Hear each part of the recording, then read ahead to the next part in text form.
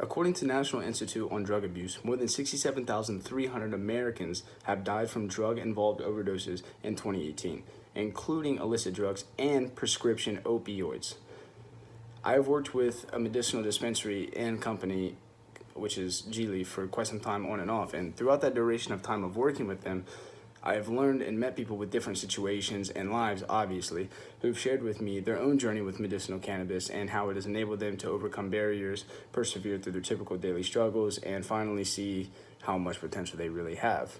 People have also expressed to me whenever their problem may come, whether it's beginning of the morning, first thing in the morning, when they roll out of bed, mid-afternoon, early afternoon, late at night, maybe they can't sleep.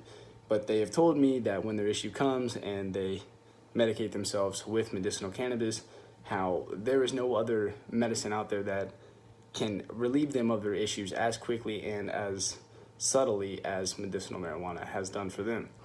Medicinal cannabis is very effective towards a host of diseases and would be ubiquitous legally if its true effectiveness and when its true effectiveness is known by the public, which seems to be soon because 28 plus states have made it medicinally legalized.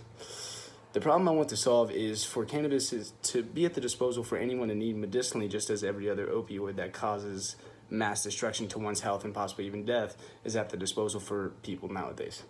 Many people are wrongly incriminated and kept from getting sold properties or hired for jobs because they use the medicine, medicinal cannabis, that is considered illegal in whatever state that they may be in, which obviously that's not the case for it being legal in other states.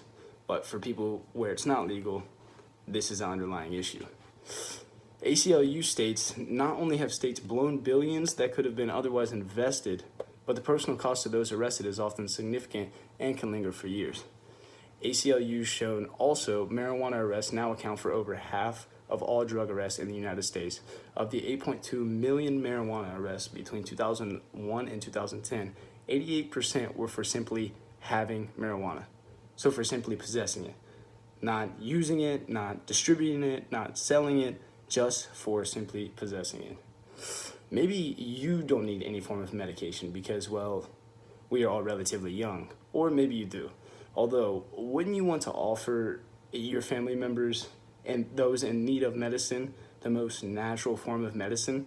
Because when you take medicine, usually you're doing it to optimize for a better health, right? If you're taking medicine that's just causing detrimental factors and side effects, what's the use of taking the medicine, right? Sure, it's going to subside whatever you're dealing with then, but eventually that's all going to catch back up to you. Well, it's different with cannabis, obviously. And instead of your family members dealing with the repercussions of other deadly opioids, why not give them this form of medication? The solution I intend to propose is to provide information regarding how they can vote to get the use of medicinal cannabis on the ballot, and then to vote towards cannabis for medicinal purposes if it does get on the ballot.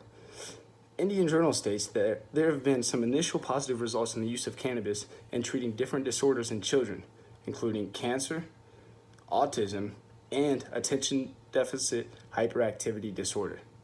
NCBI says in a study, after adjusting for confounders, including alcohol use, cigarette smoking, and demographic factors, individuals who reported using cannabis, but not other substances like cocaine, heroin, hallucinogens, and inhalants at baseline were not at an increased risk of all-cause mortality, which goes to say that after viewing this study, they've taken into consideration all the factors, obviously, and even demographic factors, and they go to say that the people who did smoke cannabis, there was no correlation between that and death.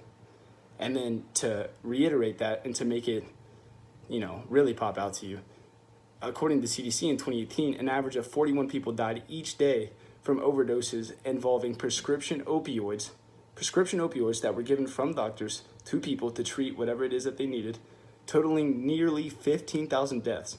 So while prescription opioids were involved in 32% of all opioid overdose deaths in 2018, medicinal cannabis has 0 documented deaths. My reference to practical experience is to show why voting for medicinal cannabis would be effective.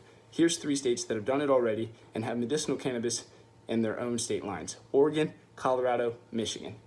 And many would argue that voting towards medicinal cannabis would only enable troubled adolescents to become addicted to the plant, abuse it, and then it become a gateway to other hardcore drugs. In defense of that, I would say Look at the other 28 states, or even more, that have legalized cannabis just medicinally and have had nothing but incredible outcomes.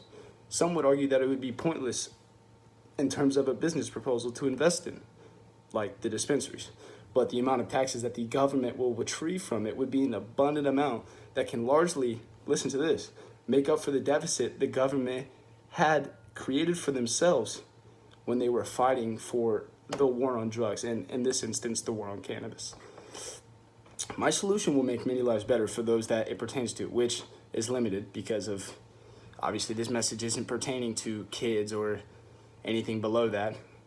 And that's by giving them a treatment in which the drug they are now administering into their body is not only much more healthier for them in general, but they will be instantly alleviated of pain and will most likely spend much less money for this prescription as whatever they were paying for whatever the other prescription was.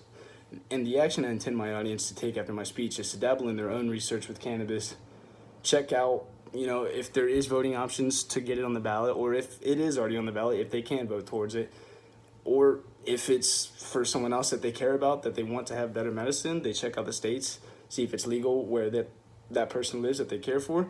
If it isn't, they take into consideration and they try to vote and get the person that they want to vote for it as well.